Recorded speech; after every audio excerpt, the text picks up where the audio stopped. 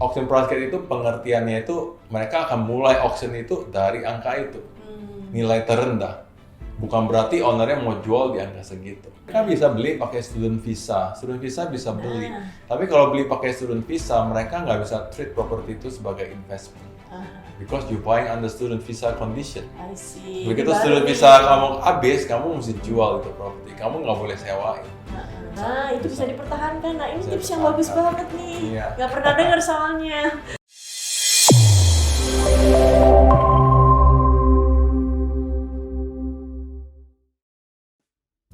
Jumpa lagi dengan saya Grace Hartono, founder dan director dari Neural Network Australia. Bersama saya di segmen kali ini adalah Ferry Suwito, direktur dari Suwito Enterprise yang juga senior property agent di Ray White Kingsford. Apa kabar Ferry? Baik Grace, apa kabar? Baik, terima kasih.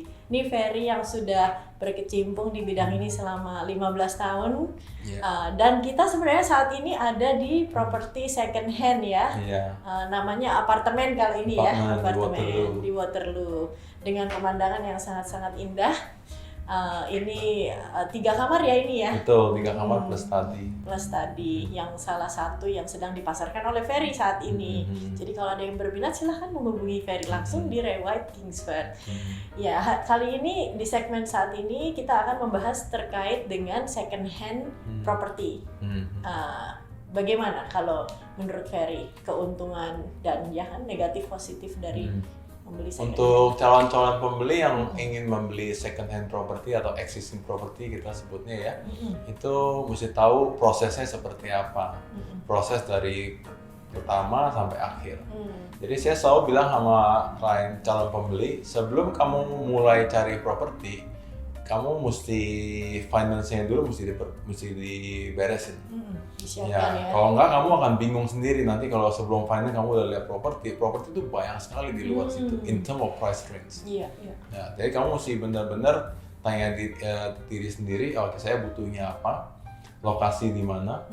Setelah itu baru finance-nya diurus. Nah, begitu ngurusin finance, nanti kan si bank akan kasih kayak pre-approval. Oke nih dari income kamu bisa pinjam 1 million. Begitu udah keluar pre-approval letter seperti itu, jadi mempermudah kita cari properti ya within 1 million itu kan. Gitu. Kecuali kalau kamu ada extra cash yang buat itu ya itu beda cerita. Tapi kita stick nama pre-approval itu. Jadi klien calon pembeli itu akan cari properti yang within 1 million gitu. Nanti lihat lokasi 1 million itu rumah-rumah yang mana yang sesuai dengan price range-nya dia, nanti dia pergi lihat. Nah, pergi lihat. Kalau saya bilang sama calon pembeli jangan cuma lihat satu langsung beli. Kamu mesti compare sama yang lain. Kamu search, kamu ke domain.com, realestate.com gitu ya. Kamu lihat ada barang-barang seperti apa yang sesuai dengan requirement kamu within your price range. Misalnya ada 5 gitu ya. Kamu lihat 5-5-nya bandingin. Semua properti itu pasti ada plus minus. Properti pertama mungkin kamu nggak suka ininya, properti kedua nanti nggak suka ininya, ketiga dan berikutnya gitu.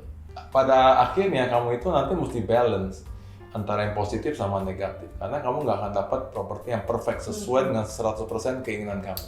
Kecuali bangun baru, yang dibeli diambruki di bangun baru. Karena bangun baru juga udah jadi gitu ada sesuatu yang dia nggak suka. Kadang buildernya salah di sini, salah di situ, gitu ya. Ada aja gitu. Jadi intinya kamu mesti balance, ininya balance ini. Kamu lihat properti itu semua, nanti kamu tanya agentnya harga-harga. Nah, propertinya biasanya mereka jual for sale, private treaty kita sebutnya atau auction. Sama expression of interest. Expression of interest itu jarang sekali, kebanyakan auction di daerah sini. Auction kadang-kadang agent itu kasih auction price guide. Auction price guide itu bukan berarti kamu bayar segitu bisa beli. Auction price guide itu pengertiannya itu mereka akan mulai auction itu dari angka itu, nilai terendah. Bukan berarti ownernya mau jual di angka segitu. Jadi kamu kalau lihat price guide 1 million, budget kamu 1 million, belum nggak berarti kamu bisa beli 1 million. Tergantung nanti pas auction ada berapa orang yang compete sama kamu yang mau beli rumah itu. Betul. Ya, jadi finance kamu benar-benar mesti di sort out dulu. Begitu finance sudah dapat rumah yang udah cocok, kamu mesti cari solicitor atau conveyancer. Ya, buat lihat kontrak apa segala macam, apakah ada problem, surat-suratnya semua oke atau enggak. Itu tugasnya lawyer. Setelah itu kalau kamu beli rumah, sebelum kamu tanda tangan kontrak, kamu selalu direkomend untuk do building inspection. Buat ngecek itu bangunan ada problem nggak, ada termite atau enggak. Biasa kalau rumah ada termite itu big problem. Big problem. Biasanya banyak buyer akan pull out gara-gara termite. Ya, kecuali kalau termite-nya di luar gitu, di pagar atau apa, biasa orang nggak gitu peduli. Kalau termite-nya di dalam rumah, kadang-kadang orang agak males gitu di turn off gara-gara termite. Jadi penting sekali buat ngecek segala semuanya itu, make sure you buy the right thing gitu, you buy the right house. Biasa termite ya yang paling parah ya. Ya, cuma kalau di daerah sini jarang kita lihat termite, soalnya di rumah-rumah sini semuanya double brick. Double brick sama sandstone semuanya udah. Biasa yang termite itu kita lihat banyak di daerah west, rumah-rumah fibro gitu-gitu, itu kadang-kadang ketemu termite. Ya, terus kalau beli apartemen kita mesti strata report. Strata report itu kayak report yang dalamnya itu detail tentang bangunannya. Di bangunan itu ada problem atau apa, itu ketahuan di situ semua. Jadi kalau kita pas tahap ke lawyer, si lawyer itu akan selalu suruh kita cek itu semua. Apa kalau kamu beli rumah, building inspection. Kamu kalau beli apartemen, kamu do strata report. Kamu udah lewatin itu, kamu udah happy sama reportnya atau building inspection, itu baru nanti suruh si bank akan value itu propertinya berapa. Ya, si bank kan pertama cuma kasih pre-approval. Ya, nanti begitu udah oke, kita kasih tahu si bank kan value. Si bank value 1 million juga nih. Ya oke, semuanya oke kan. Si bank itu akan keluarin yang namanya unconditional approval. Unconditional approval itu kayak letter of offer lah. Itu udah pasti dapat. Pada saat kamu dapat unconditional approval, ya kamu bisa beli itu properti tanda tangan. Itu kalau agentnya jual private treaty for sale. Kalau auction nggak bisa begitu. Ya auction kamu mesti ke auction, kamu coba beli. Ya. Biasanya bank akan value properti itu sesuai dengan nilai kontrak kalau properti itu dijual pada saat auction. Ya, si bank akan stick with the contract price biasanya. Ya, cuman ada resiko kalau bank value less ya kamu mesti cover gapnya itu. Kalau bank cuma value-nya rendah, misalnya 100.000 lebih rendah dari harga kontrak, ya kamu mesti come up with that 100,000. Gitu. Prosesnya sebenarnya lebih mudah sih daripada beli off the plan. Lebih straightforward gitu. Kamu beli properti, tanda tangan, settlement 42 hari. Dan kamu tahu dalam 42, at the end of the 42 days itu kamu bisa move in. Ya, jadi kamu bisa membantu dalam schedule kamu atau kamu mesti pindah-pindahan, bisa membantu sekali di sana. Dan juga udah kelihatan barangnya. Ya, barangnya udah kelihatan. Enaknya di situ. Ya, kalau beli second hand gitu. Cuman ya pas belinya itu kan ada for sale sama auction. Kadang-kadang auction itu kan ya competition-nya lumayan. Ya, cuman kalau saya lihat dari sisi positifnya, kalau kamu pergi ke auction banyak orang yang ngebid, berarti it's a good house. It's a good house. Betul. Kamu you are buying the right property. Kalau kamu ke auction nggak ada yang ngebid, you should ask yourself a question. Kenapa nggak ada yang ngebid gitu? Iya. Saya selalu bilang begitu ke pembeli. Itu beli rumah juga jodoh-jodohan. Betul. Banyak kalau auction. Makanya saya bilang sama klien saya, kalau kamu ke auction kamu mesti stick with budget. Stick with your budget. Kamu do your research. You know how much you need to pay for the house. Stick with that. If it's go more than that, it's not yours. Just have to think, it's not meant to be. So I have to let it go. Daripada kamu push yourself, and then you will be struggling financially. Betul. Iya, seperti yang 2-3 bulan yang lalu kan. Bisa 300.000 lebih tinggi dari harga yang. Kadang-kadang ada buyer komplain, wah ini yang permintaannya banyak banget nih Ferry nih, saya malas datang. Saya bilang, kamu lihat dari sisi positifnya. Mereka suka itu berarti ini is a good property. Makanya orang pada suka semua. Kamu coba buy gitu. Kamu nggak dapat ya, it's okay, at least you try. Dan juga kan pengalaman untuk auction ya. Kalau yang mungkin belum pernah ya, auction itu sesuatu banget gitu kan. Jadi harus benar-benar tahu budgetnya berapa. Ya nggak? Karena bisa benar-benar angkanya tuh jauh dari harga terjualnya itu bisa jauh dari price guide-nya kadang-kadang. Betul ini yang Ya, makanya mesti do research. Yes. Ya, benar-benar mesti do research. Dan PR-nya seperti mempelajari building inspection report ya, itu penting juga. Iya. Tapi tadi seperti sudah disampaikan Ferry juga bahwa memang harus engage conveyancer atau lawyer. Buat lihat kontraknya. Betul. Nah, disitulah mungkin hal-hal yang digarisbawahi ya, atau yang penting itu mungkin bisa disampaikan juga ya oleh mereka yang ahlinya. Betul. Nah, kalau dari segi memilih second hand house ya, dan second hand house ini memang lebih untuk orang-orang lokal, dibandingkan foreigner ya. Ya, karena foreigner nggak bisa beli. Betul, karena foreigner tidak bisa beli, itu keuntungannya. Mereka bisa beli pakai student visa bisa beli. Tapi kalau beli pakai student visa, mereka nggak bisa treat property itu sebagai investment. Because you buying under student visa condition. I see. Begitu student visa kamu habis, kamu mesti jual itu properti. Kamu nggak boleh sewain. Ya, kalau kamu ketahuan itu disewain, kamu akan kena fine. Iya. Because kamu diperbolehkan beli properti itu because you for study on the student visa condition, not for investment. Iya. Jadi cuma bisa dipakai selama jangka waktu. Betul. Ya, kuliah. Tapi kalau beli pakai student visa condition begitu, nggak bisa dapat loan. Itu harus cash lagi. Cash, karena si bank nggak akan bisa pinjemin uang kalau kamu student. Student itu cuma boleh kerja 20 jam 1 minggu. Gimana mau bayar mortgage-nya? Memang ada minimumnya nggak? Misalnya harus di atas 18 tahun. Karena ini namanya nama studentnya ya? Iya, mesti di atas 18 tahun. Tapi bank nggak akan pinjemin. Iya, kalau because mereka student. Kalau cash ya nggak masalah. Iya. Jadi kalau ada mungkin pemirsa yang ingin membeli second hand rumah ya untuk anaknya yang sedang kuliah, itu bisa, tetapi jangka waktu pemakaian hanya sebatas jangka waktu visa intinya. Iya. Nah, setelah itu harus dijual ya. Betul. Kecuali anaknya dapat visa PR gitu barangkali ya. Kecuali kalau anaknya nanti apply jadi PR itu beda cerita bisa. Itu bisa dipertahankan. Nah, ini tips yang bagus banget nih. Gak pernah dengar soalnya. Jadi ada kemungkinan bisa membeli second hand juga dengan kondisi student visa dengan persyaratan tersebut, tapi tetap harus cash ya, harus tunai. Nah, kalau kembali lagi untuk kebutuhan orang-orang lokal ya pada umumnya gitu. Nah, apa sih yang mesti diperhatikan dari second hand itu gitu?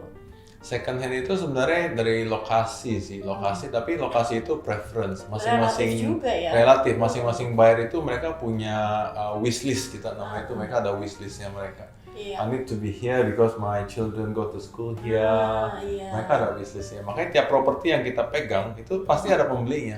Karena nggak semua pembeli itu sukanya ini, ada yang suka ini, ada yang suka ini, macam-macam. Nah, mungkin untuk yang keluarga jadi perlu ya mengetahui catchment ya. Iya, school catchment itu juga penting. Kadang-kadang orang beli property for the sake of the school catchment. Iya, karena kalau di sini tuh namanya catchment. Kalau mau masuk sekolah-sekolah negeri itu cuma bisa yang berada di dalam sebuah catchment. Diprioritaskan. Iya. Tapi untuk sekolah-sekolah yang bagus susah dari luar catchment untuk bisa masuk sih. Betul. Jadi mungkin intinya kalau untuk yang profesional mungkin tergantung dengan lifestyle barangkali ya. Kalau untuk keluarga mungkin sekolah gitu ya. Betul. Dimana ya kalau yang namanya catchment ya catchment gitu istilahnya. Di luar catchment ya nggak bisa masuk sekolah-sekolah negeri tertentu. Kalau untuk profesional mungkin tergantung lifestyle, maunya yang seperti apa, bentuknya seperti apa, lokasinya di mana gitu ya. Iya, betul. Mungkin walaupun jauh dari tempat kerja tapi ya nggak nyaman karena banyak shopping strip atau restoran atau apa gitu. Kayak kita di daerah sini Kingsford, Maroubra itu kan ada terbagi dua, satu yang dekat pantai, satu yang dekat Westfield Shopping Center. Itu kliennya berbeda gitu. Kadang-kadang kita kalau dapat klien orang Asia gitu, mereka lebih condong ke yang arah yang dekat shopping center, convenient, dekat transport dan lain-lain. Tapi kalau kita punya klien yang lokal, orang bule gitu ya, mereka lebih suka dekat ke pantai. Jadi itu benar-benar totally two different buyers. Jadi ya. kita mesti kuasain juga. Begitu kita dapat barang, kita tahu buyernya itu siapa buat properti seperti ini. Iya, Target iya. grupnya siapa, demografiknya seperti apa, kita tahu. Jadi kita begitu kita dapat listing, jadi biasanya kalau kita sales meeting kan kita lihat si buyer ini, kita ada database si A sampai si Z. Si A cocok nih sama ini nih, si A ini kita match. Kita coba panggil si A, lihat properti yang Nah, itu juga sebenarnya ada ininya ya, ada keuntungannya juga untuk engage agent. Betul. Karena sebetulnya agent juga bisa bantu mencarikan juga ya, seandainya lagi nggak di listing gitu kan, atau belum ada yang cocok. Nah, ketika sudah berhubungan dengan agent dan sudah memberitahukan, oke, maunya ini kriterianya. Nah, nanti kan agent akan lihat ya, ketika karena agent juga sebenarnya kan bisa nyariin ya, yang belum di listing mungkin bisa di-approach. Off market, kita sebut off market. Barang-barang kadang ada barang-barang off market. Nah, off market tuh namanya pemirsa, baru lagi nih. Tapi yang paling penting sebelum calon pembeli mulai cari properti, saya strongly recommend finance-nya diberesin. Kalau nggak, no point gitu. Kamu lihat properti yang kamu suka, kamu nggak bisa beli juga. Kamu belum siap. Dan properti itu akan terjual gitu, cepet. Tapi itu mungkin langkah yang bisa langsung diverifikasi ya sama Ferry ya. Gimana finance-nya udah belum gitu. Kalau belum nanti dulu urus itu dulu. Kalau kamu bingung gitu, kalau finance-nya belum tahu bank bisa pinjemin berapa, kamu lihat properti di luar situ kan properti banyak gitu, dari 1 million sampai 5 million juga ada gitu. Kamu mau lihat yang mana? Kalau lihat semuanya kan banyak sekali gitu. Iya betul. Iya. Proses seleksi ya properti yang akan istilahnya yang akan dipilih mungkin ya, seleksi di sort gitu kan. Iya, biasanya kalau buyer kita tanya dulu wishlist kamu apa, requirement kamu apa. Jadi mereka list, saya maunya seperti ini. Jadi kita enak, bantuinnya juga enak. Iya, karena second hand itu kan bisa apartemen, bisa unit, bisa rumah bisa townhouse, villa. Banyak tuh. Iya, banyak banget macamnya. Iya betul. Nah ini mungkin triknya dari ini ya, second hand ya. Bener-bener ya pemirsa yang mau beli rumah tuh mungkin sebenarnya nggak harus clear langsung ya, nggak harus langsung tahu persis ya. Itu bisa juga dibantu oleh agent. Betul.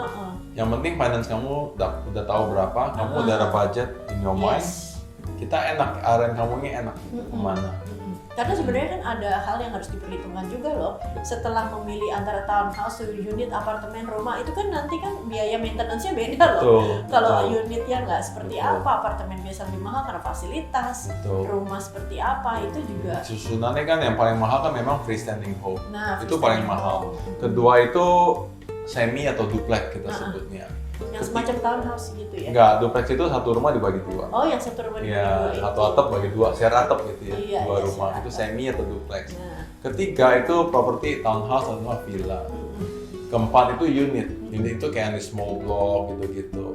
Kelima apartemen pada umumnya. Iya. Itu tingkatan dari biaya maintenance. Bukan, tingkatan dari kalau bank nilai itu mereka paling suka sama freestanding. Oh itu, iya. Paling mahal lah gitu ya, paling mahal. Paling bagus lah, top of the, kayak kita kalau kita mau grade gitu ya, grade A, B, C, D, freestanding house itu grade A. Gitu. Oh gitu. Kamu nggak bisa lebih dari freestanding lagi kan gitu. Iya, kemudian duplex ya. Duplex, ada townhouse, villa, terus unit atau apartemen. Jadi memang ada pilihan seperti itu untuk second hand. Tidak semuanya hanya rumah ya. Ada beberapa macam modelnya, tipenya. Nah, kemudian kalau dari segi second hand, kira-kira ada negatifnya nggak beli second hand misalnya? Negatifnya sih enggak ya, enggak. Soalnya semua itu udah di research, kita udah do semuanya di depan gitu. Semua di depan baru kamu execute kontraknya. Iya. Kalau off the plan kan berbeda. Off the plan kita ada risiko yang nggak terantisipasi gitu. Di awal ya. Iya, karena produknya belum ada gitu.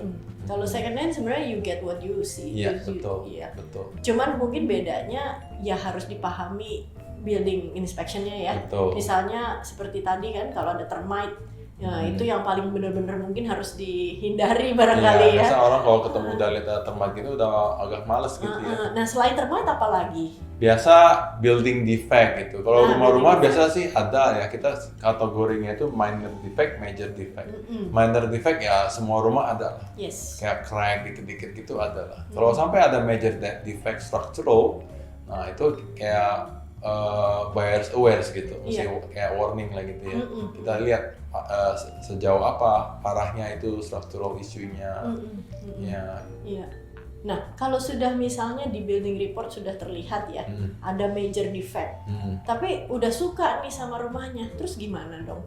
Karena kalau misalnya begitu bisa bilang sama agentnya, kita bisa coba negotiate Harganya? ya. Kita ketahui nih Atau dibetulin dulu atau gimana? betulin gitu ya? dulu, bisa suruh mereka betulin. Cuman biasa saya bilang sama itu sih, mendingan kamu kira-kira panggil billing inspector, kira-kira kasih quotation berapa duit sih gitu, betulin. Mendingan klaim cashnya daripada suruh ownernya betulin. Oh iya, karena nanti tergantung. Owner betulin kan, mereka pasti juga betulin kan. Iya, Just like that. secukupnya ya Ya, biasanya ya. mendingan itu. Cuman nggak tergantung, kalau agentnya itu punya peminatnya banyak, mereka mungkin nggak akan akomodasi permintaan seperti itu. Betul. Iya, tergantung case per case. Iya. Iya. Tapi intinya soal defects ini ya, yang kedua itu minor ataupun major gitu, itu harus diperhatikan ya. Betul. Terus kemudian ada lagi nggak yang lain, misalnya apa ya? Saya juga nggak kepikir sih, maksudnya kalau dari segi second hand. Second hand nih biasa kalau buyer itu nanya agent, yang mesti tanya outgoingnya berapa, strata levy-nya berapa, Oh iya, kalau yang council di berapa, kompleks ya. ada problem nggak sepengetahuan kamu. Karena kita agent kalau ada ada problem, kita by law mesti disclose. Oh iya. Ya, jadi nggak ada salahnya nanya seperti itu sih. Nanya agentnya, kamu tahu nggak ada problem, ada isu nggak? Setahu kamu. Gitu. Iya, walaupun sebenarnya sudah ada di report ya, tapi sebaiknya ditanyakan lagi Iya, ya. tanyakan lagi. Karena tanya kenapa ownernya jual, hal-hal seperti itu sih. Kalau disewain dapat berapa? Ya, yang hal-hal yang basic begitu sih. Iya.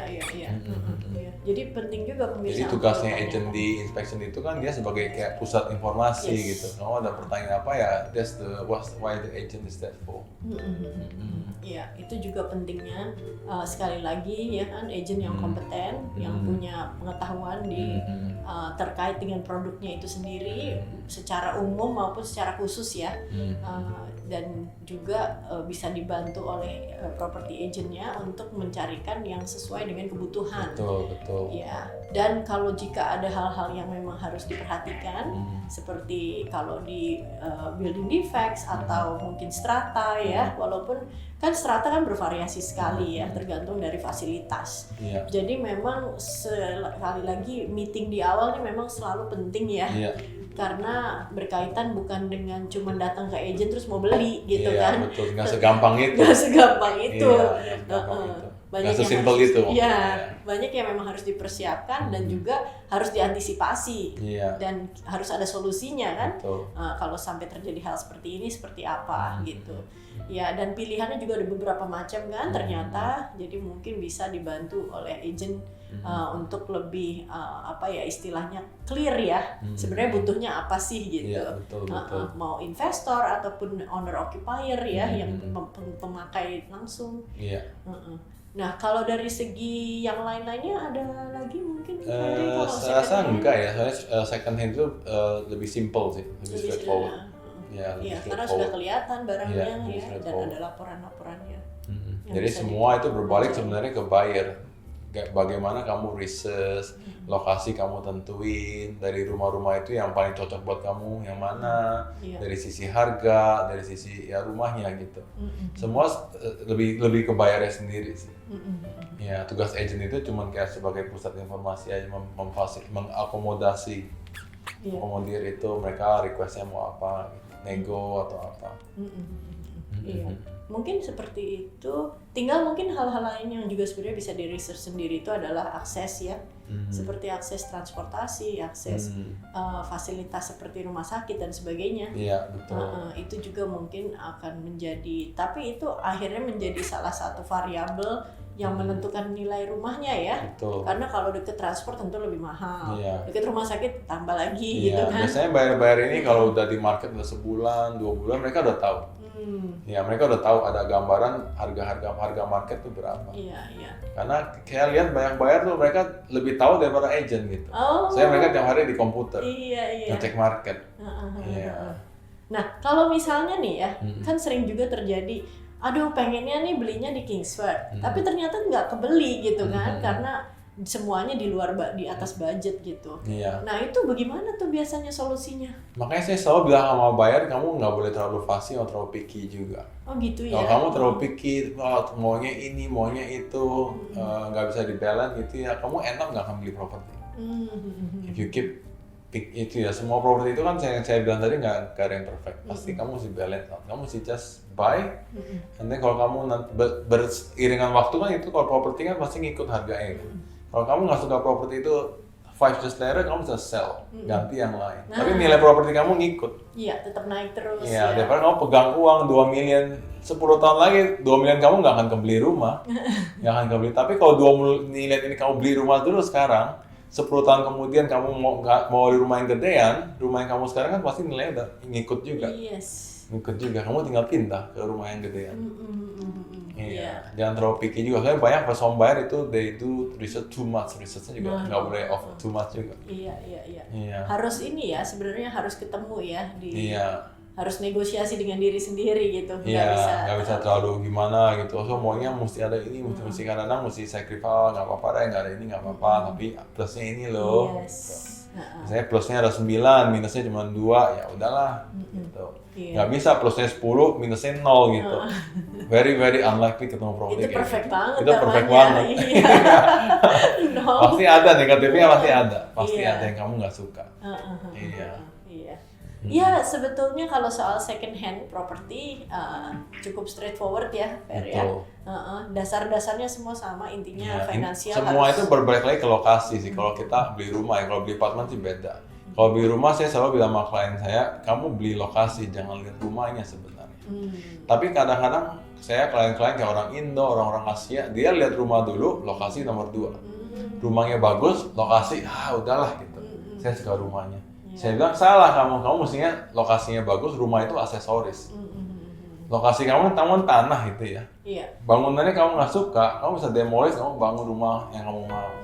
Tapi tanahnya itu udah di situ.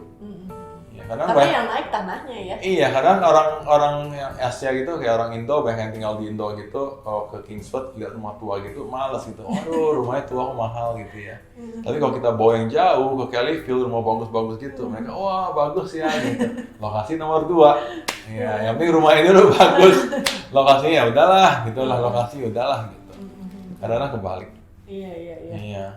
Ya memang akhirnya mungkin tergantung kebutuhan lagi betul juga sih. ya. Jadi kalau mau keberatan jauh-jauh. Iya, makanya gitu. saya bilang susah. Itu mesti case per case. Iya. Case per case. Yang umumnya ya sepertinya sudah kita bahas juga di segmen kali ini. Tinggal nanti yang spesifiknya ya nggak, yang kebutuhan-kebutuhan yang spesifiknya bisa didiskusikan langsung dengan Ferry di Ray White Kingsford. Nah, seandainya juga berminat untuk mencari properti di luar Kingsford, itu juga bisa ya? Bisa. Jadi kan saya koneksi juga banyak itu ke agent-agent lain. Jadi kita sama agent itu saling bantu lah. Iya, saling bantu. Jadi masih bisa dibantu pemirsa, seandainya di luar daerah Kingsford dan sekitarnya. Iya, betul. Iya. Jadi ada lagi yang lain mungkin? Saya rasa itu ya, cuma kalau memang ada pertanyaan silakan telepon saya. I'm happy to go through it with you, more details. Iya, terima kasih Ferry sekali lagi. Dan pemirsa semoga bermanfaat. Tolong bantu subscribe seperti biasa, pesannya nggak khusus-khusus amat. Mudah-mudahan semangat kita semua para profesional di Australia yang berlatar belakang Indonesia, kami juga fasih bicara Indonesia tentunya, mudah-mudahan juga bisa dibantu. Ferry dari Ray White Kingsford, sekali lagi makasih ya. Makasih Grace. Sampai jumpa di segmen selanjutnya. Saya Grace Hartono dari Neural Network Australia dan Ferry Suwito, Ray White Kingsford, Direktur dari Suwito Enterprise. Terima kasih. Sampai jumpa.